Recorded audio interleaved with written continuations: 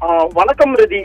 மதுரையில் நடைபெறும் தனியார் நிகழ்ச்சி ஒன்றில் பங்கேற்பதற்காக தற்போது அன்புமணி ராமதாஸ் சென்னையிலிருந்து மதுரைக்கு விமானம் மூலம் வந்திருக்கிறார். மதுரை விமான நிலையத்தில் செய்தியாளர்களை சந்தித்த அவர் தொடர்ந்து ஆன்மீகத்தை வைத்து அரசியல் செய்யக்கூடாது, இதுதான் நிலைப்பாடு.